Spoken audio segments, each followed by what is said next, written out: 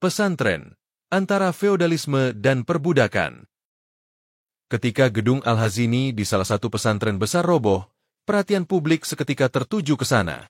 Bukan hanya karena duka yang melanda, tetapi karena bagaimana peristiwa itu digoreng menjadi kritik struktural. Media nasional, termasuk Trans 7, menyorotnya bukan sebagai tragedi teknis, melainkan sebagai simbol kerapuhan sistem pesantren.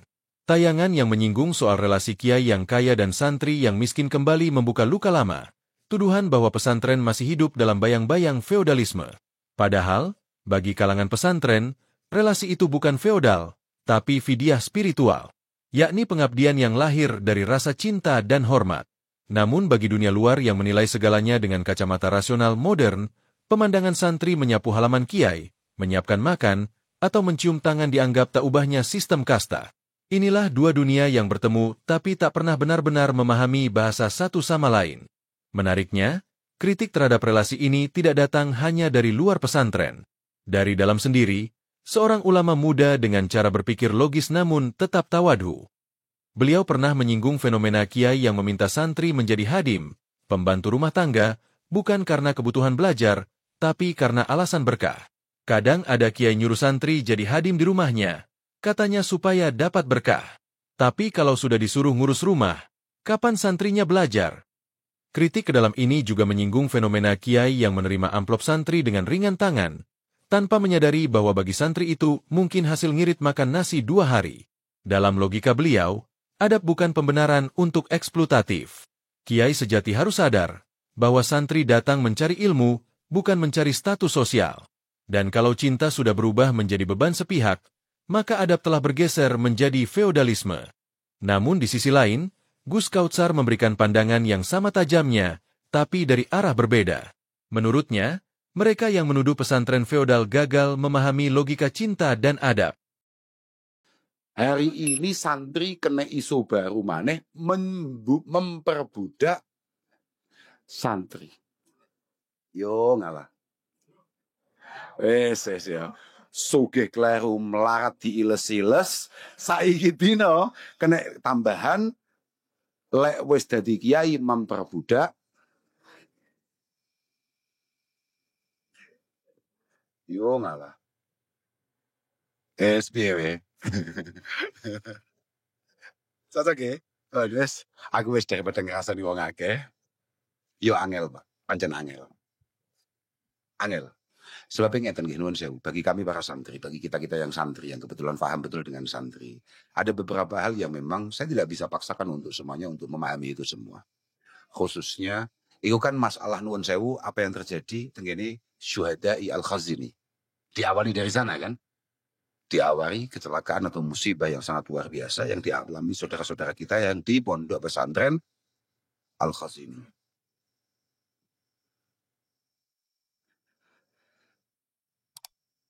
Kemudian beberapa pondok-pondok di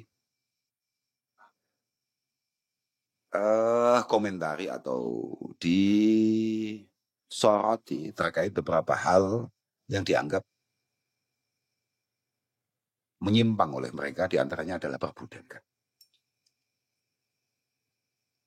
Bagi kami, para santri, niku sing digawe contoh dilalah kersane Allah Subhanahu wa taala dilalah Pondok Lirboyo.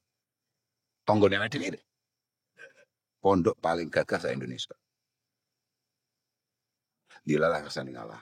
Karena di sana ono kerja bakti yang biasa disebut oleh para santri yang namanya Rohan itu diupload dengan penuh kebanggaan oleh para santri. Kamu kapal ini nih, itu diupload dengan penuh kesadaran dan kebanggaan oleh para samanta kono santri Lirboyo. Betapa bangganya berkesempatan untuk terlibat dalam kerja bakti atau rohan itu tadi. Pasti itu.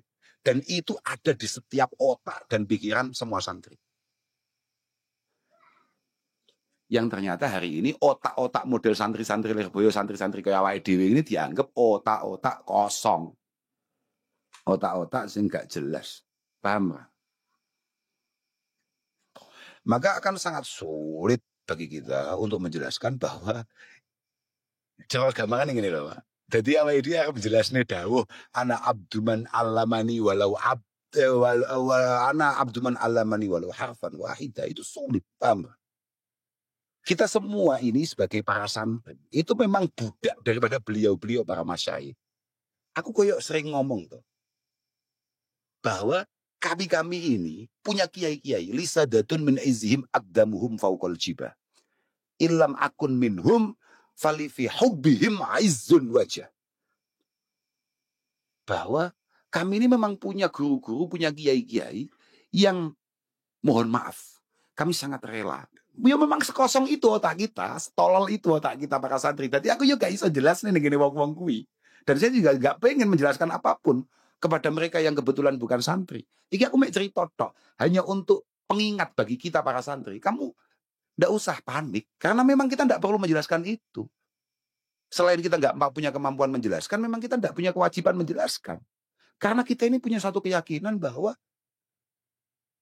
li sadatun min izhim aqdamuhum fauqal jibah. Ilam akun minhum falifi hubim izzun wajah. Bahwa kita ini para santri, jangankan kok hanya untuk ikut apa mau.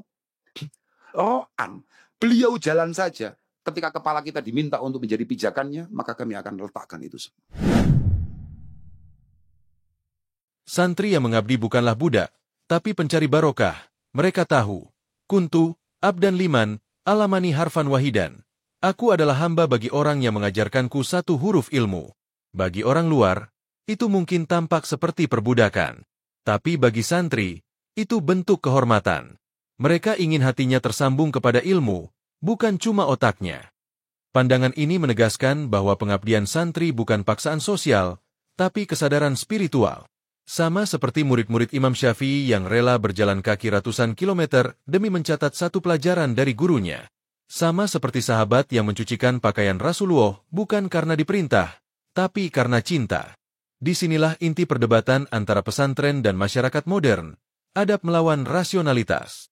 Masyarakat modern menilai hubungan berdasarkan keadilan struktural, siapa yang bekerja, siapa yang diuntungkan. Sementara pesantren menilai hubungan berdasarkan keadilan batin, siapa yang mengajar, siapa yang menghormat. Maka ketika seorang santri memasak untuk kiai, ia tidak merasa direndahkan. Ia merasa sedang menaikkan derajat dirinya dengan mengabdi kepada ilmu. Sebaliknya, bagi dunia luar, itu tampak sebagai ketimpangan sosial. Dua kebenaran yang berdiri di tempat yang sama, tapi berpijak pada sistem nilai yang berbeda. Ketika kamera expose Trans 7 menyorot tradisi, ngesot, amplop, mematung, dan berkah di pesantren tradisional, banyak orang mungkin tertawa atau mengernyit. Tapi bagi sebagian lain, terutama mereka yang pernah menghirup udara pondok dan mencicipi getirnya ngaji di bawah sorot lampu minyak, tayangan itu terasa seperti luka. Bukan karena pesantrennya sempurna, tetapi karena yang disorot bukanlah makna, melainkan permukaan. Aguk Irawan MN, penulis buku Akar Sejarah Etika Pesantren di Nusantara, menulis dengan gamblang bahwa pesantren bukan sekadar lembaga pendidikan, melainkan subkultur. Tradisi seperti ngesot dan tabaruk, mencari berkah dari kiai, lahir dari sistem nilai yang telah hidup ratusan tahun, bukan sekadar ritual yang muncul tanpa sebab. Clifford Geertz dalam The Interpretation of Cultures menjelaskan bahwa budaya adalah sistem simbol yang membentuk makna dan perilaku manusia. Dengan kacamata ini, kita paham, ketika seorang santri ngesot di hadapan kiai, ia tidak sedang merendahkan dirinya sebagai budak, tapi sedang menundukkan ego untuk membuka jalan bagi ilmu. Sikap itu lahir dari kesadaran bahwa ilmu bukan hanya soal logika, tapi adab dan nurani. Maka dalam konteks pesantren, hormat pada guru bukan soal fisik semata, tapi simbol dari penyerahan diri pada ilmu dan Tuhan. Tradisi ngabdi santri kepada guru bisa ditelusuri hingga sistem asrama guru bakti di masa Hindu-Buddha Nusantara, kemudian berlanjut ke Padepokan dan Duku Puntren pada masa Islam Jawa. Empu Prapanca dalam Aguron-Guron, dan Sunan Kalijaga dalam Serat Dewa Ruci, mengisahkan bagaimana seorang murid, Werkudara, diperintah untuk menaklukkan Rukmakala, simbol nafsu dan kesombongan diri. Dalam kisah itu, Werkudara tak punya pilihan selain ngesot mengikuti titah gurunya, bahkan bila harus masuk ke mulut naga. Ungkapan, Najan ing guaning mangwon, meski harus masuk mulut harimau, menjadi metafora dari totalitas bakti kepada guru, bukan karena gurunya manusia super, tapi karena di sanalah ilmu bertahta. Ini yang oleh tradisi pesantren disebut Wakadharma, bakti suci mencari ilmu. Sayyid Hossein Nasr dalam Science and Civilization in Islam, 2003, menulis bahwa iman, perilaku, dan ilmu pengetahuan adalah satu kesatuan yang tak bisa dipisahkan. Maka tradisi santri mencium tangan, membawa amplop, atau memuliakan kiai, bukan transaksi ekonomi atau feodalisme. Ia adalah ekspresi spiritualitas, bentuk kesadaran akan kehadiran ilahi dalam hubungan manusia. Namun sayangnya, tayangan Trans 7 itu menggugurkan seluruh makna simbolik tersebut. Ia menyederhanakan praktik spiritual menjadi tontonan yang dinilai dengan ukuran logika modern, tidak efisien, tidak relevan, tidak rasional. Padahal, dalam pandangan Islam, seperti disebutkan oleh Said Sabiq dalam Fis Sunnah 2004, urf atau kebiasaan lokal bisa menjadi bagian dari sunnah, selama tidak bertentangan dengan tauhid. Artinya, tradisi santri adalah bagian dari jalan menuju Allah, selama niatnya tulus dan dilandasi adab. Kritik terhadap pesantren yang dianggap feodal seringkali datang dari kacamata yang tak mengenal ruh pendidikan Islam. Gus Bah sendiri pernah mengingatkan bahwa kiai pun harus berhati-hati. Jangan sampai santri dijadikan hadim hanya untuk kepentingan pribadi. Tapi ia juga menegaskan, tidak semua bentuk pengabdian santri adalah penindasan. Kadang, yang tampak sebagai ketundukan justru adalah latihan membunuh ego, melatih kesabaran, dan mendidik hati. Gus Kautsar menambahkan, sulit menjelaskan pada dunia luar bahwa dalam pandangan santri, kuntu, abdan liman, alamani harfan wahidan, aku adalah hamba bagi orang yang mengajariku satu huruf. Itulah logika santri. Logika yang lahir bukan dari dunia korporasi atau politik, tapi dari ruang sunyi tempat ilmu ditanamkan lewat adab. James Clifford dalam The Predicament of Culture, 1988, mengingatkan bahwa budaya adalah proses negosiasi yang terus berlangsung. Karena itu, media tidak bisa hanya memotret tanpa memahami. Ia harus menafsir, meneliti, dan menghormati konteks. Tugas jurnalisme bukan hanya mengungkap fakta, tapi juga menjaga martabat makna. Sayangnya, yang terjadi justru sebaliknya. Tayangan Trans 7 lebih mirip pengadilan simbolik terhadap dunia yang tak mereka pahami. Dan ketika media kehilangan empati, yang tersisa hanyalah bias dan kebodohan berjubah kritik sosial. Dalam Ta'lim Al-Muta'alim, Syekh Az-Zarnuji menulis, ketahuilah bahwa seorang penuntut ilmu tidak akan memperoleh ilmu dan manfaat darinya kecuali dengan menghormati ilmu, orang-orang yang menuntut ilmu, dan gurunya. Maka tradisi mencium tangan, memuliakan kiai, bahkan mengabdi di rumah guru bukanlah perbudakan, tapi jalan sunyi menuju ilmu.